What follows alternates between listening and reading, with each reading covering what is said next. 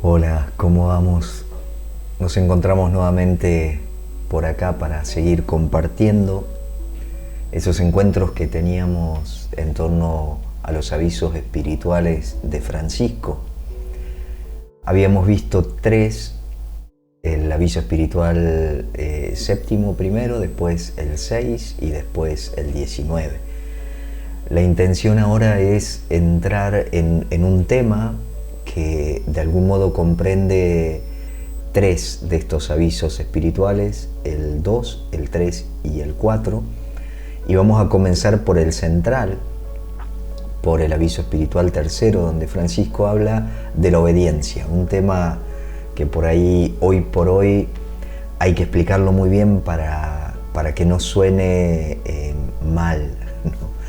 Creo que estamos muy habituados y más quizás dentro del ámbito de la vida consagrada a pensar el tema de la obediencia de una manera casi hasta servil, ¿no? Donde habría una renuncia a lo propio y casi a la propia persona, y eso naturalmente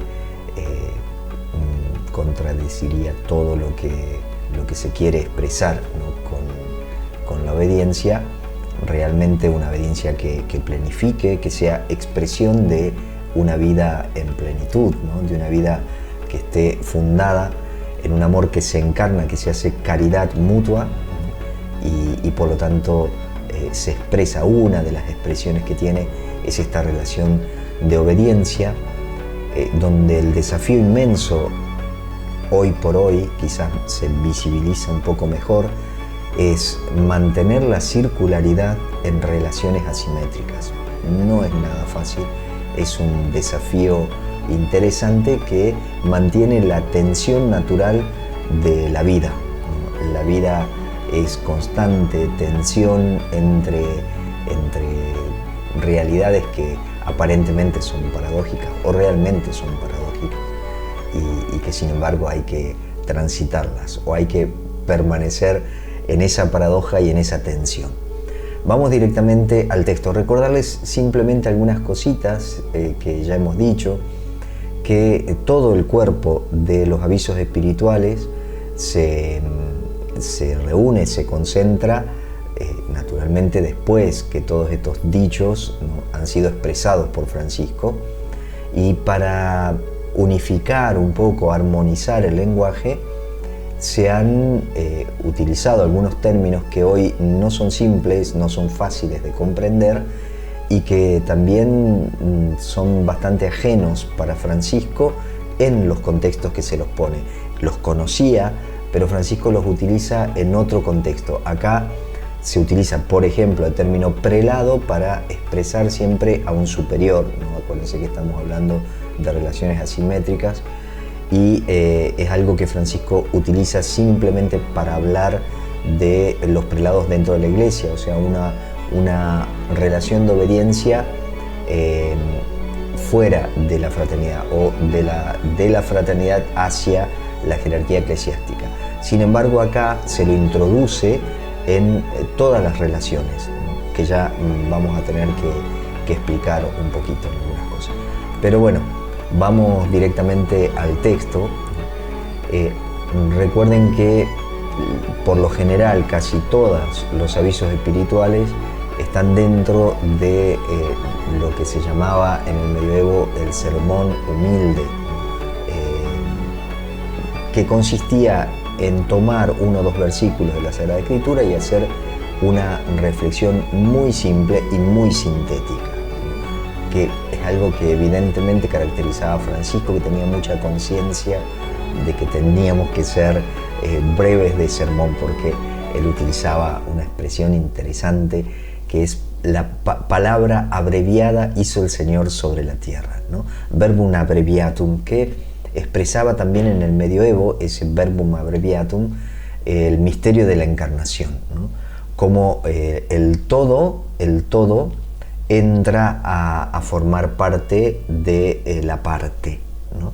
El todo forma parte o se concentra en la parte. Se me viene ahora algo que decía Rumi, ¿no? No somos una gota del océano, somos el océano entero en una gota, ¿no?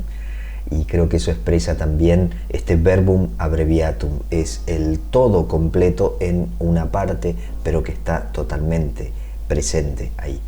Eso expresaba también esa expresión, verbum abreviatum en el medioevo, ¿no? Pero Francisco usaba también figurativamente que tenemos que hablar poco, cosa que a mí me cuesta bastante. Bueno, entonces él pone como punto de partida, como fundamento a lo que va a expresar, dos textos del Evangelio. Dice el Señor en el Evangelio: el que no renuncia a todo lo que posee no puede ser mi discípulo. El que no renuncia a todo lo que posee no puede ser mi discípulo. Y el que quiere salvar su vida la perderá. El que se apropie de la vida, se aferre a la vida, la pierde. El que vive la vida como propia, como si me perteneciese a mí, la pierdo, porque pierdo la visión del todo. Por lo tanto, fíjense que para hablar de la obediencia, Francisco parte de la no apropiación, o el sin propio, como le gustaba decir a Francisco, el sin propio. Esto nos pone en el corazón, o nos abre la puerta a un diálogo entre tradiciones muy interesantes, sobre todo con la tradición budista, donde la desapropiación o la no apropiación es uno de los pilares importantes, ¿no?, en la relación que tiene con el ego, ¿no? Acuérdense que el ego nace y se alimenta de la apropiación, ¿no? Por lo tanto, hablar en términos de desapropiación, ¿no?, el que no renuncia a todo, el que no suelta todo, no puede entrar en esta dinámica de obediencia que él ahora va a explicar. ¿Cómo se manifiesta, cómo se expresa, cómo se visibiliza esta desapropiación?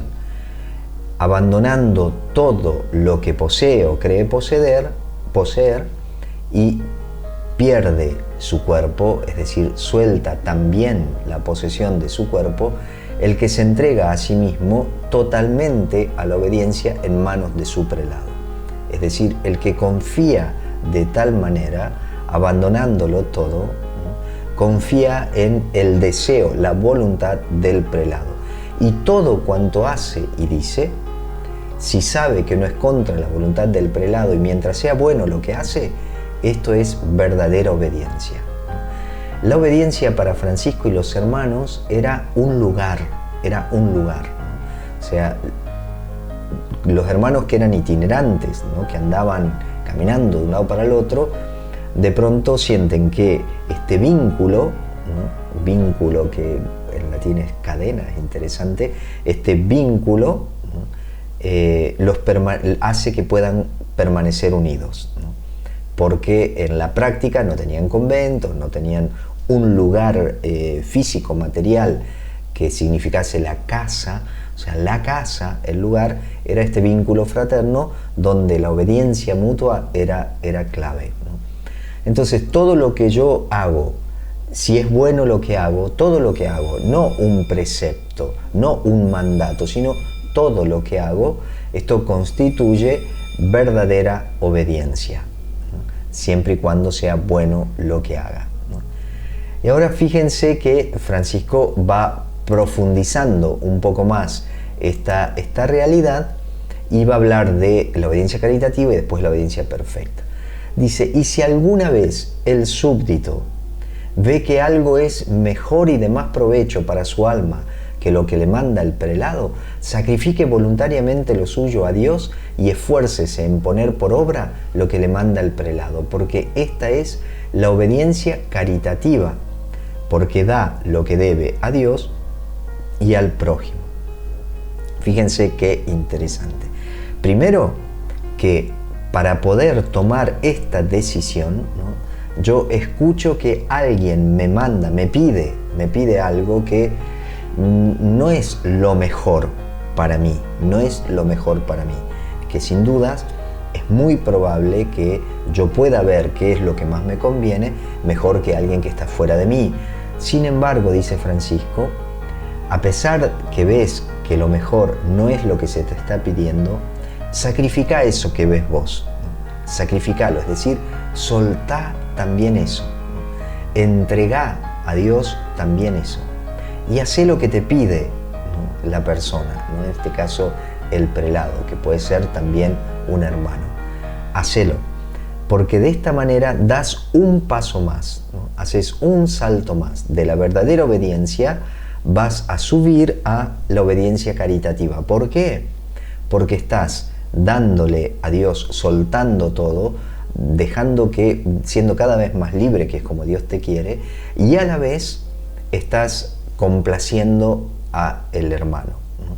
Por lo tanto, esta es la obediencia caritativa.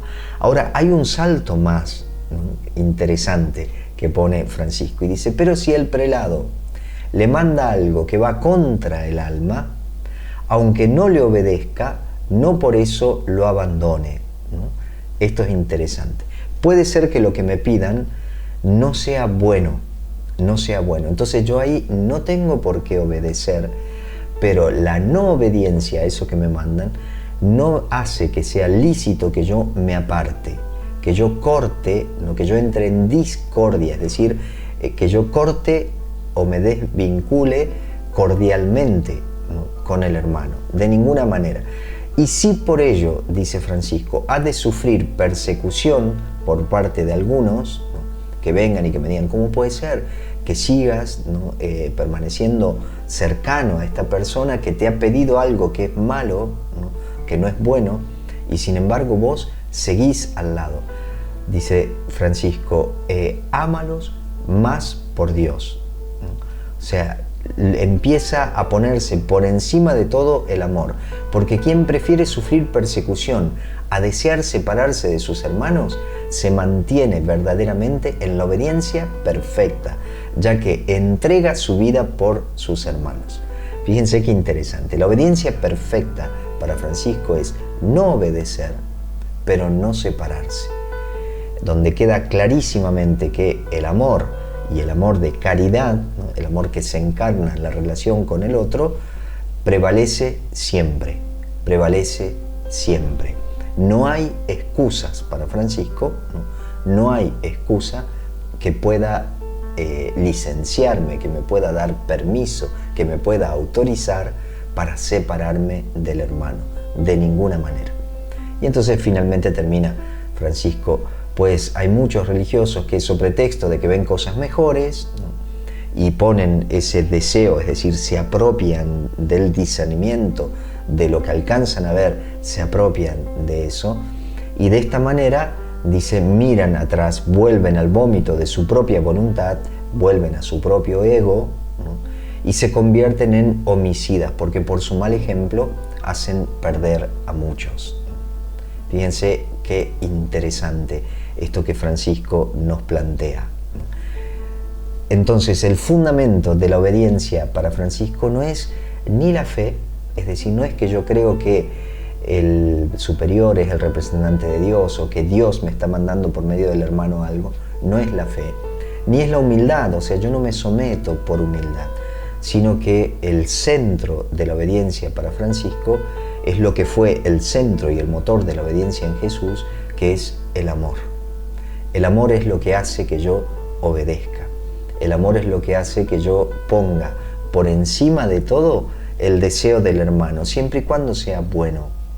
Y cuando lo que me piden no sea bueno, yo no tengo que obedecer, pero no tengo por qué separarme del hermano que me manda algo que no es bueno, ¿no? Por lo tanto, el amor por encima de todo y la desapropiación como fundamento de esta obediencia. Por eso es que se vincula con el aviso espiritual segundo, que veremos próximamente, y con el cuarto, que es el que le sigue. Bueno, espero que esto nos siga ayudando para crecer en una vida cada vez más evangélica, que se centre en lo esencial, y que nos permita vivir cada vez con mayor libertad para poder amar siempre más plenamente. Nos veremos, si Dios quiere, pronto.